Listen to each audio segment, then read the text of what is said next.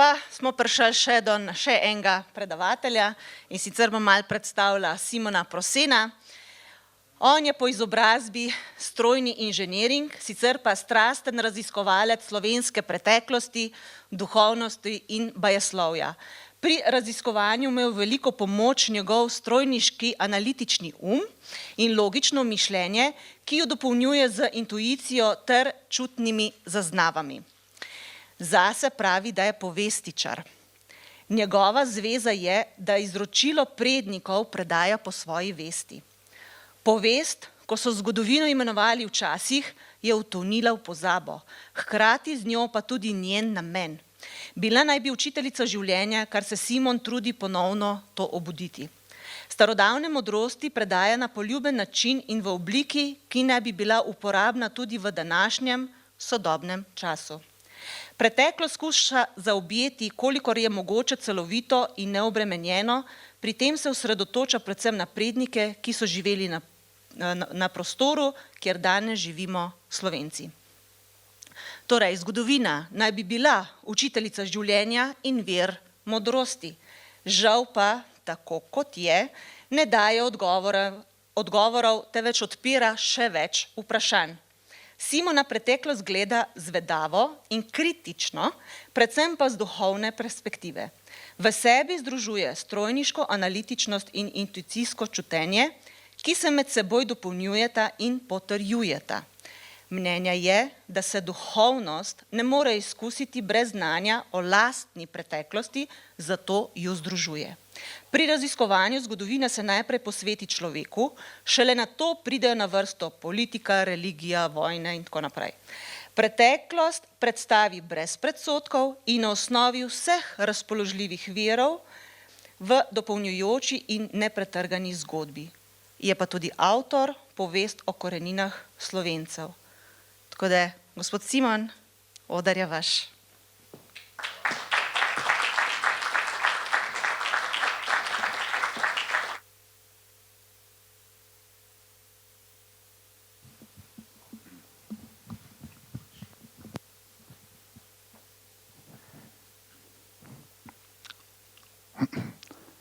Dober dan, Božje ljudstvo.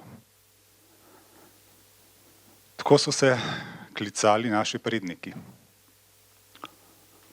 In tle vidite en poziv, klic, združite se, Božje ljudstvo. Zakaj tako, bom povedal malo kasneje, ker rabimo malo predpriprave. Zdaj bi pa rad povedal, zakaj sem povestičar, zakaj me je poklicalo to. Vesna je prej dobro povedala, kakšna je zgodovina, kako se gleda na njo. Zato je mene poklicala povest, ali po domače svoja vest me je poklicala. Povest je stara beseda za zgodovino, še vedno je v slovarju, čeprav zraven piše, da je zastarelo, ampak zgodovina je itak tisto, kar je že pase, kar je že za nami. In povestičar je oseba, ki jo raziskuje, ki predaja modrost naprej po svoji vesti. Ampak sama beseda je še bolj pomenska, ker povesti za seboj pomeni, da povedeš ljudi za seboj. In če pogledate v slovarju, še vedno ste dve razlage in prav, da povestičar povede za seboj skupino ljudi in ta skupina ljudi je prva pred ostalimi skupinami.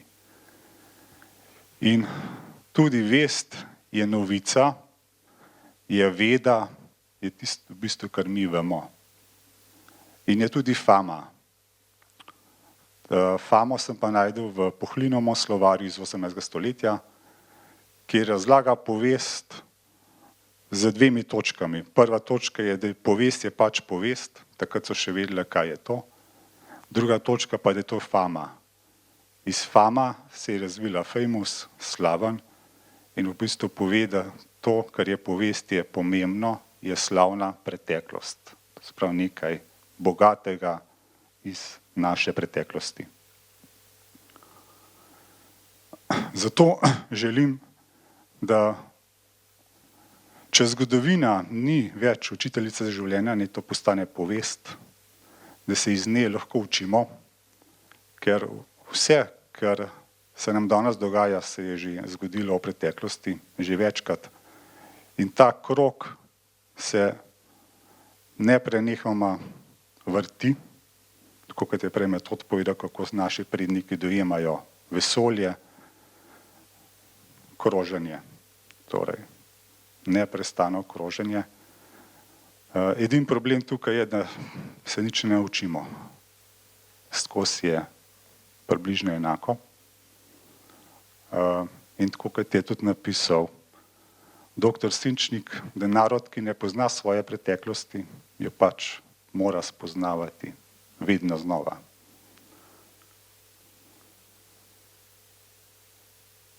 Ko raziskujem preteklost, me je presenetilo, da so naši predniki zelo pomembne stvari označevali z 3 besedami.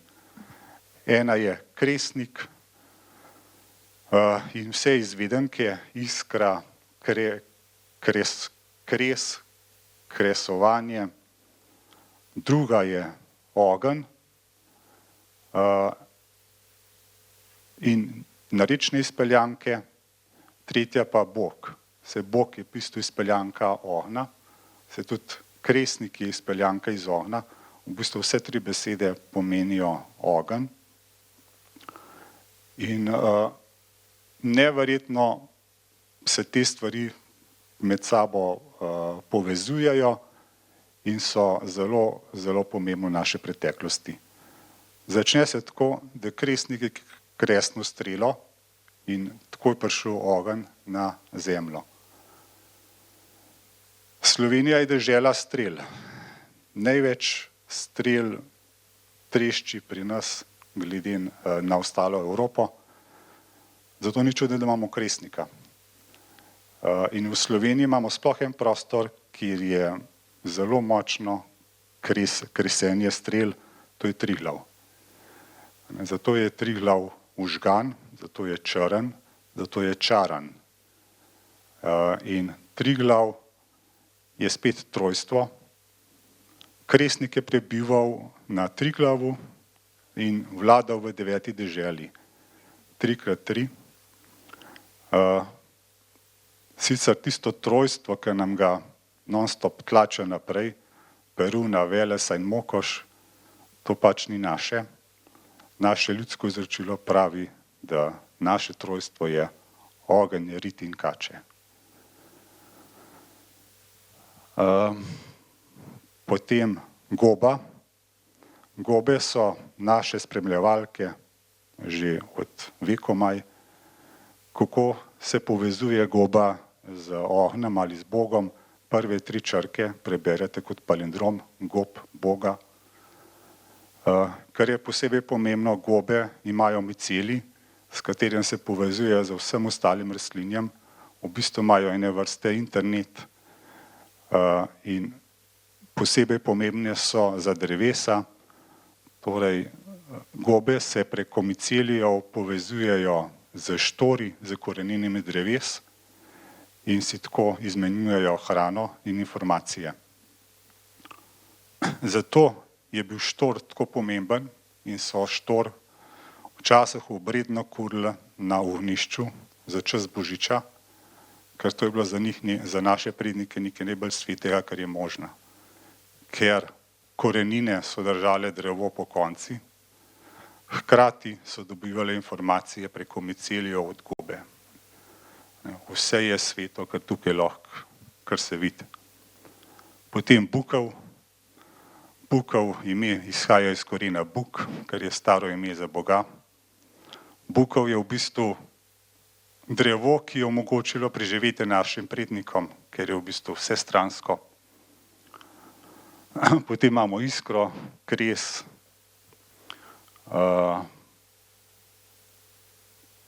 metalurgijo. Če ne bi bilo ognja, bi ostali v kameni dobi, torej ogenj omogoča prehod naprej. Hkrati lahko plemeniti les, ga izboljša.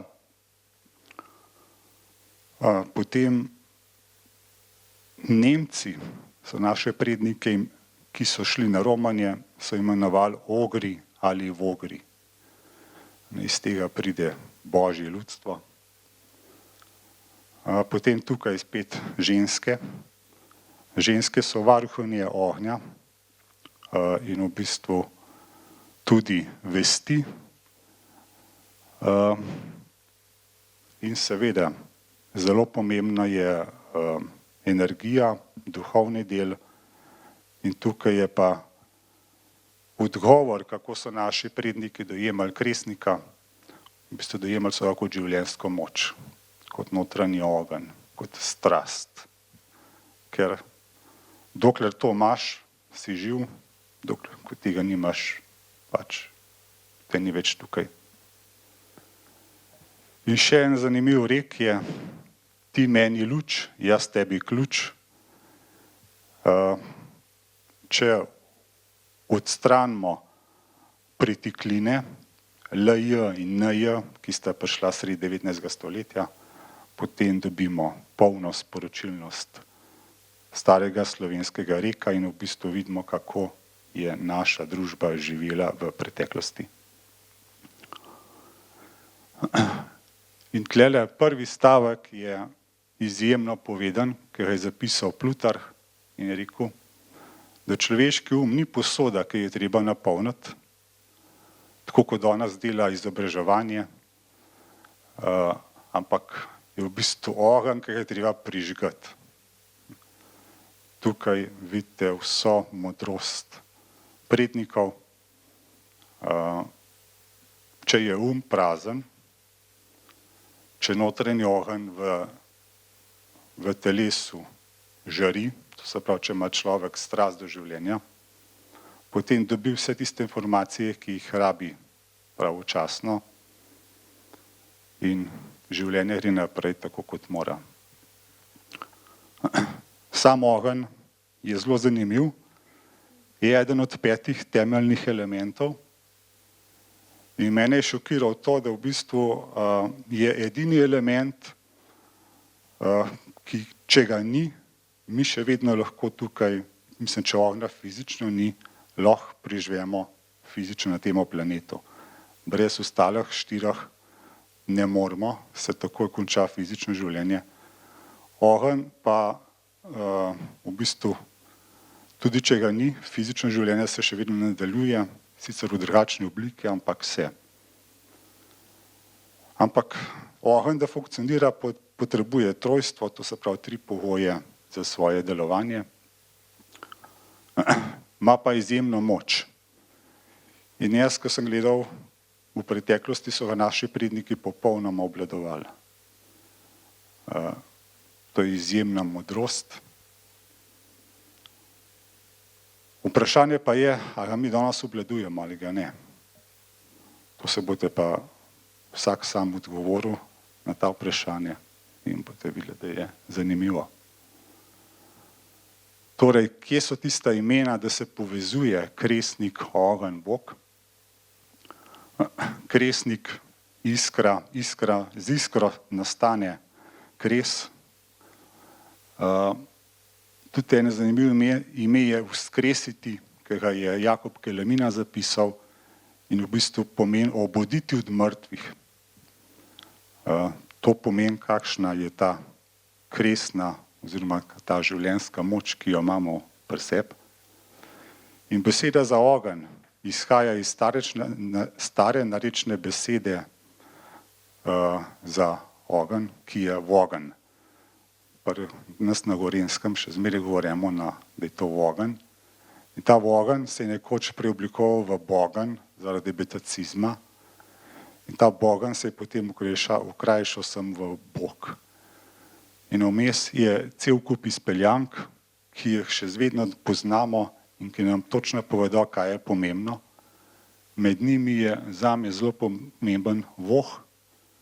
To se pravi, voh je bistveno eden ključnih stvari v našem telesu, ki nam plus tega, da nam daje izjemno pomembne informacije, nam tudi drži življenjsko energijo na pravem nivoju. In preko besede Bog tudi vidimo povezavo z sanskrtom in z protoindoevropskim jezikom in vidimo v bistvu, koliko je slovenski jezik star.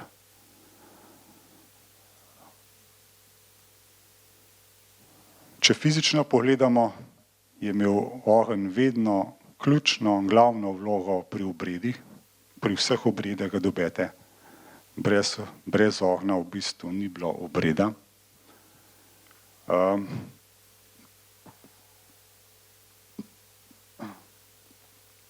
Ogenj v telesu v bistvu daje toploto, daje v bistvu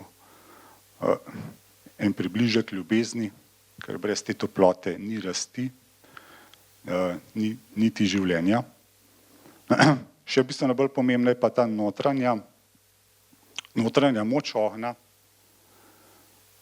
ker ogenj lahko požge bremena, ki jih imamo.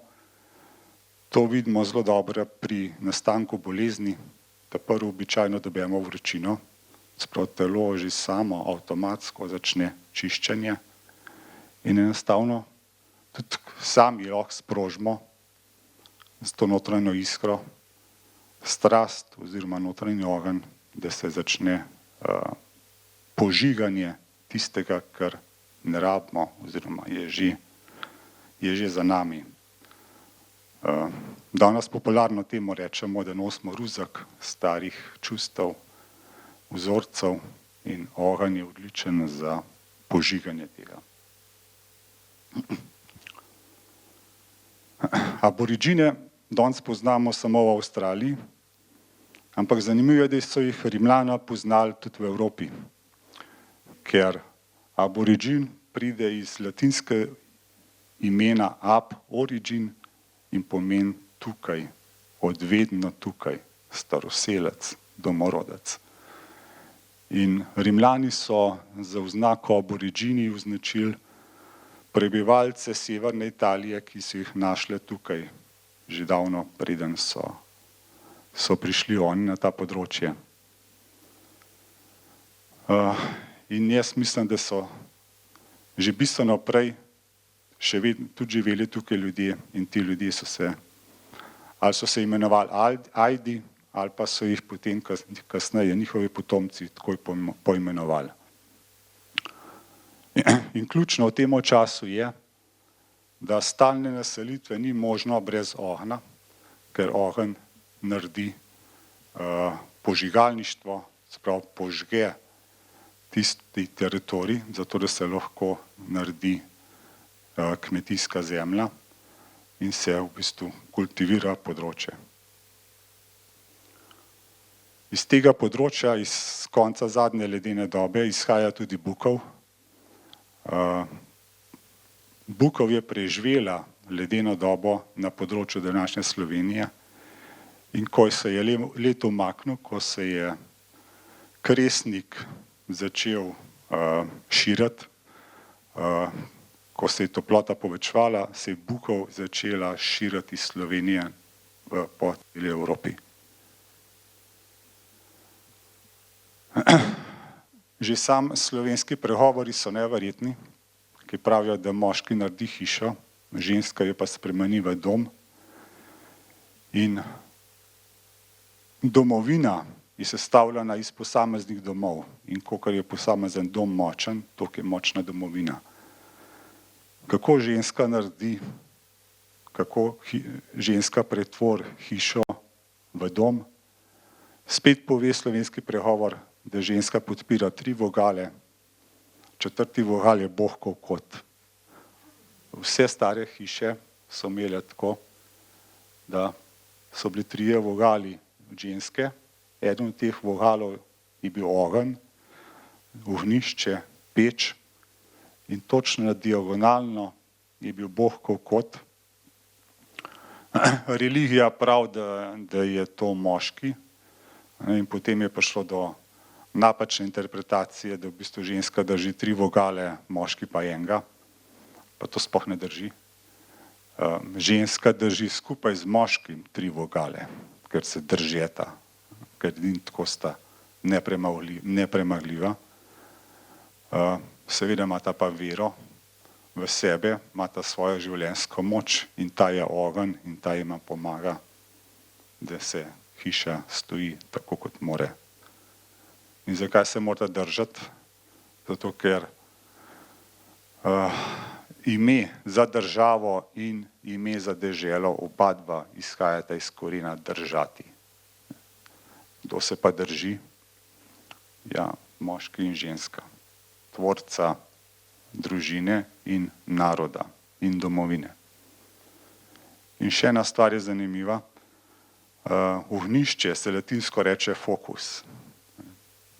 To se pravi, našo pozornost mora biti v ognju.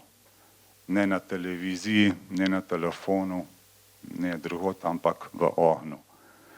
Zakaj je to tako pomembno? V preteklosti so v ognjišče vzidali tudi žar kamen. Ta izročilo je ohranil Medveščak in ta žar kamen je omogočal povezavo s predniki. Ta fizična manifestacija povezave s predniki je pa ogenj.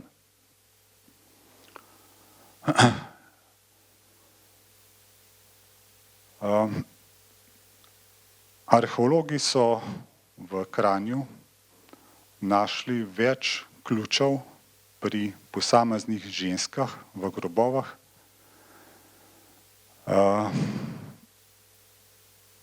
In to ruši tisti mit, patriarhalni iz naše preteklosti, ker sprav, če je imela ženska v grobu ključ, pomeni, da je bila gospodar doma.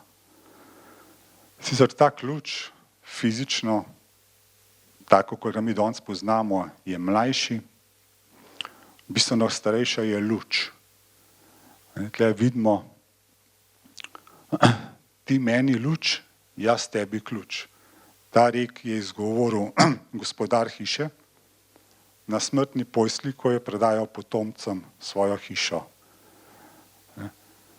Danes pravimo ključ, ker je novejšega izvora, v preteklosti so se rekli luč, k luč. Torej, ko je nekdo odhajal, je prosil za luč. Se pravi, tako, kot mi danes nosimo svečo na grobove, ker on se bo prikazoval v tej luči. Če doma imamo ognjišče, se je pač doma prikazoval in tam je bila v bistvu moč družine, ker preko ognja se je družina povezala s svojimi predniki in tako so imeli identiteto, tako so imeli korenine, tako so vedeli, kdo so. Zelo preprosto in funkcioniralo je. Bukov sem že prej navedel, da tudi izhaja iz korena Bog. In v bistvu bukov je mislim, da je glavno drevo, ki je omogočilo preživetje, ker je v bistvu uporabna čisto za vse. Od prehrane do ogrevanja. Zdaj zadnja stvar, ki sem našel, je, da bukov oglje, ki je že tako najboljši za taljenje rude, bukov oglje je tudi eden boljših za izdelavo črnega smodnika. To se pravi skozi. Če imaš veliko bukve v gmajni, imaš tehnološko prednost pred ostalimi. Že zaradi tega, ker imaš zaradi vrste lesa. Potem oglje, popolnoma spregledano, ampak če nimaš oglja, ne moreš taliti rude. Če nimaš rude, si v kameni dobi. To se pravi, ne napreduješ, nimaš te moči. In spet, kakšna moč je pri oglju, se že to kaže, da bohanje je ta proces, ko se dela oglje. Boh je tudi ta dolga palca, s katero so prebadali kopo. In oglja so v bistvu spet uporabljali skoraj za vse. Za zdravljenje, za čiščenje, za prerokovanje. V bistvu univerzalni material. In to je pa tista konkurenčna prednost, ki je naše prednike premaknila bistveno naprej. Je prav tudi skrivnost v oglju. Znali so taliti železo že davno preden ga je znal drug del sveta ali pa Evrope taliti. Ampak ko ti stališ železovo rudo, dobiš mehko železo. To mehko železo še nič posebnega. To mehko železo so znali očistiti, homogenizirati in potem so ga naogličili. Z bukovim ogljem, ki ima veliko ogljika, so surovo železo naogličili in tako so dobile jeklo. In tudi to znano famous noriško jeklo, katerega so Rimljani kopali, ker so ga potrebovali za svoje osvajanje. In to je bila taka konkurenčna prednost, kakor bi danes rekel, da ima vojska atomsko orožje.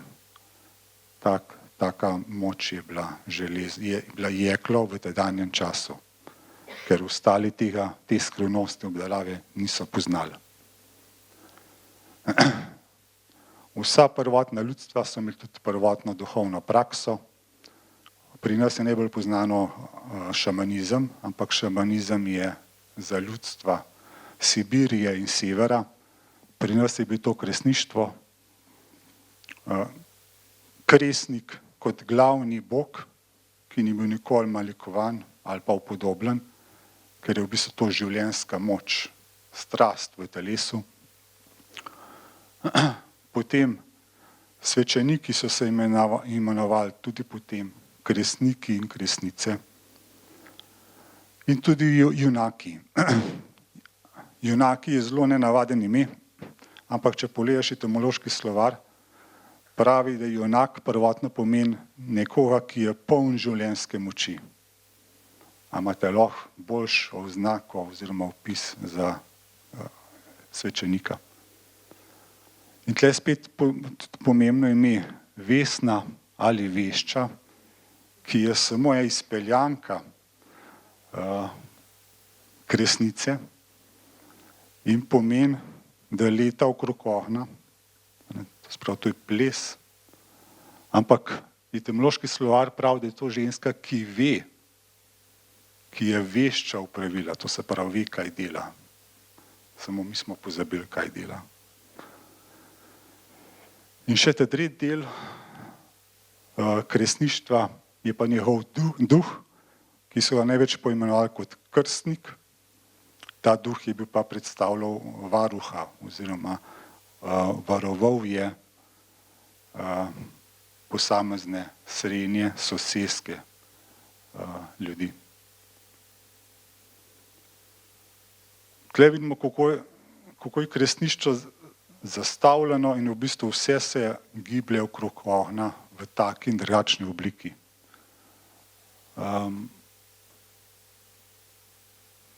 Meni je tukaj na najbolj pomembnih mi je vplivanje na vreme.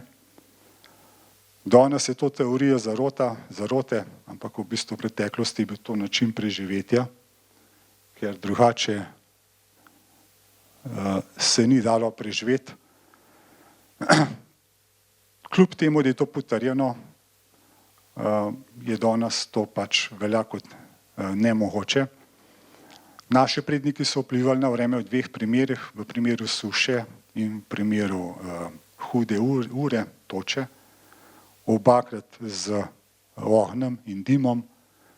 Takole je bil še posnet Zadan Vrač, Karel Denovnik, kako z ognjem in dimom preprečuje oziroma preganja hudo uro.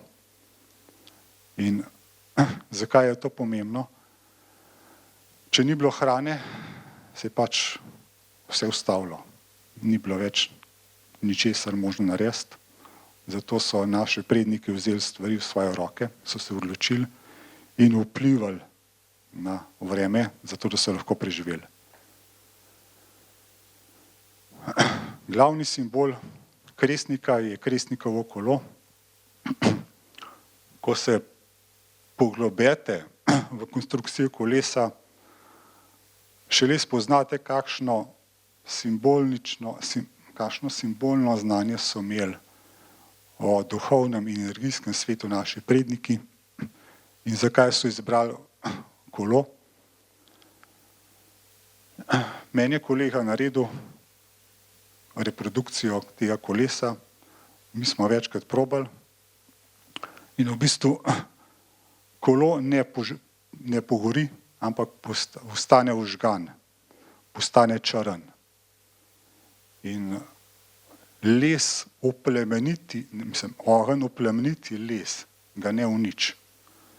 In tako se je zgodilo tudi z najstarejšim kolesom na Ljubljanskem barju, ki je bil najden pri nas, ki je star 5200 let. Tudi ta kolo je vžgan. To se pravi, to je tehnika stara vsaj 5000 let, s katero so kolo fizično učvrstili, so ga izboljšali. In zato obrede niso delali zaradi religioznosti, ampak so ga delali zato, da so prenašali modrost iz roda v rod naprej. Brtin je zelo zanimiva priprava iz Posočja. Že samo ime pomeni, da je to vrtin, da se nekaj vrti.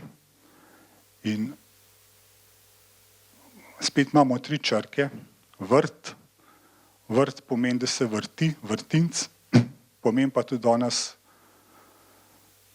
zemljo, ki jo obdelujemo, ker smo vrtičkarji.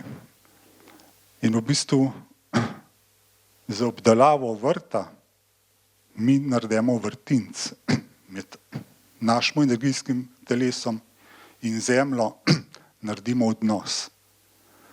To je to, kar so naši predniki vedno stremeli, da imaš odnos. In to je tista ključna stvar, ki te spremeni, ker potem imaš kulturo za nekaj samoumevnega, ne pa vojsko ali usvajanje. Baba je že prej Metod povedal, meni je pomembno, da se koren ba, iz katerega je narejen ime baba, se najde tudi v imenu Bago in Bak, se pravi za ime za Boga v sanskrtu in protoindoevropskem jeziku. In se pove, koliko je to pomembno. Pa babo najdemo tudi v kozulcu. Kamen, na katerem sloni kozulc, se mu reče baba. Če vemo, da je kozulc etničen izum Slovencev, potem vemo, na čem temelji slovenski narod. Petelin je spet spregledana žival naših prednikov. Ima izjemne lastnosti, kot je čuječnost, kot je bojevitost, kot je petje, peta moč. In ne smemo pozabiti, da petelinovo pero so puntarji zatikali za klobuk kot identifikacijo. Leta 1515 se je zgodil največji slovenski punt. Približno 10% ljudi je bilo aktiviranih takrat.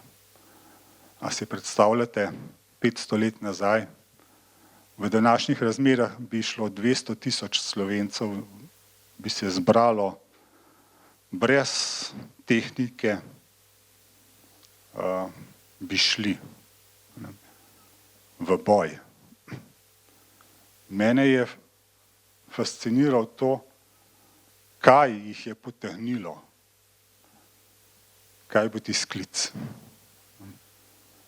In če pogledamo, to je ta znameniti pamflet, ki je bil natisnjen, in gor najdemo 2 gesla. Eden je Stara pravda, sprav kmetje so zahtevali stare zakone nazaj.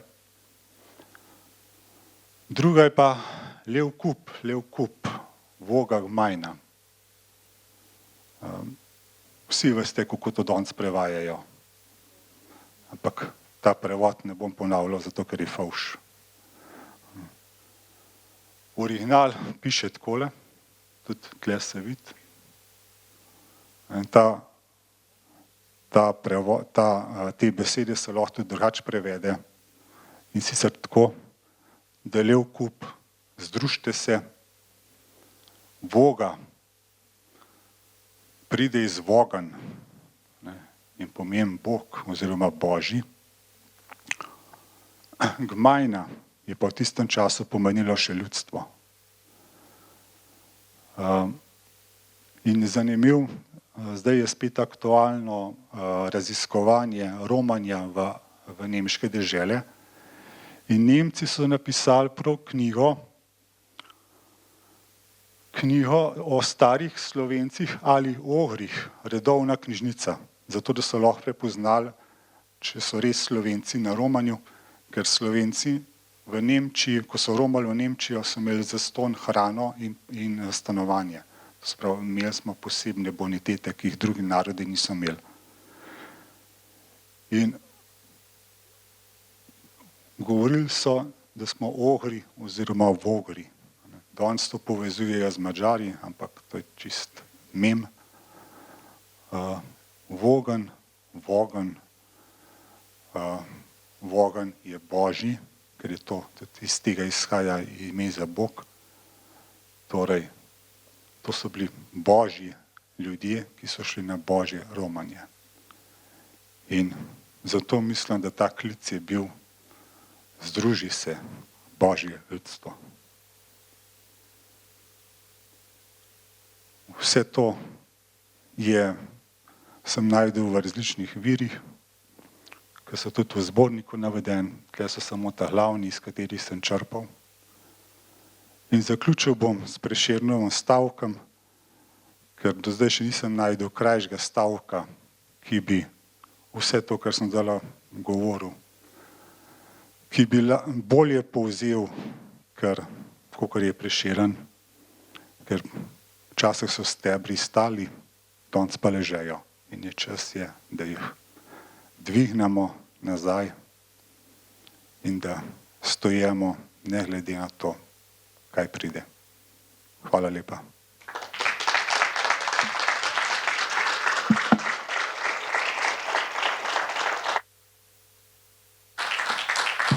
Hvala, Simon. Zelo globoko, tako da jaz bom še razmišljala danes. To je bil namen. A to je bil namen? Pa je bil dosežen. Saj pri meni je bil neparka tisto. Aha, ok, tako da je doseženo. Hvala. Zdaj pa sledi glavni odmor. Še vedno, če kdo nima, jaz imam.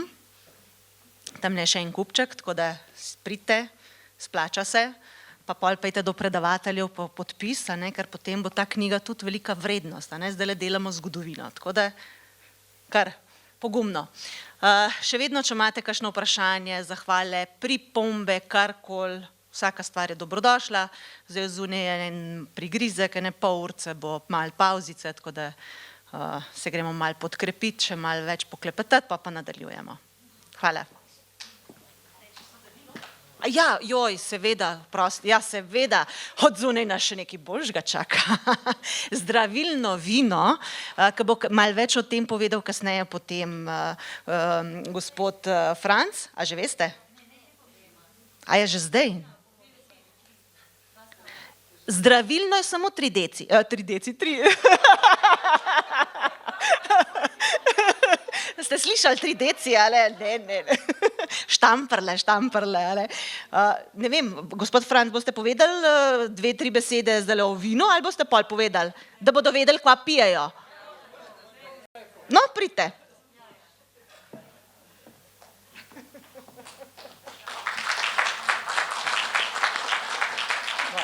Tukaj, ne? Ja, to je stara pijača, pravzaprav je bilo vino nekoč kot zdravilo. In če hočete, da je vino zdravilo, mora imeti potencial v znamenju ognja. To je potencial, katerega lastnost je, da se takoj povezuje z kačjimi črtami v okolici in ko to popijemo, so kačje črte meridiani. Tako vino je treba, recimo trto je treba saditi v vodni tročan. To pomeni po domače je treba napraviti lokacijo, kjer je cel vinograd v potencialu, v znamenju vode. To je zelo težko napraviti, ampak to so naši predniki znali in to vino je narejeno bilo v Goriških brdih, v vodnem tročanu, ki je bil postavljen za časa Napoleona. In v resnici gre za napitek, ko ga popijete, pride v želodec in odpre v trenutku vse meridiane v telesu. To se pravi, v trenutku postavi ravnotežje. Alkohol je pa zato, da se ta napitek shrani, ker pred 500 leti pač niso imeli hladilnikov. Evo.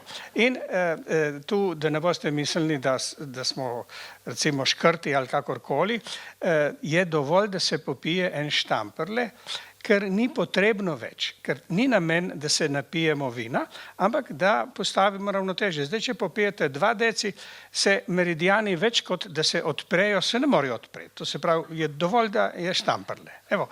In to je najboljše, da probate, da to zdaj probate, ker če ne je brez veze govoriti na dolgo in široko. Evo, to je to.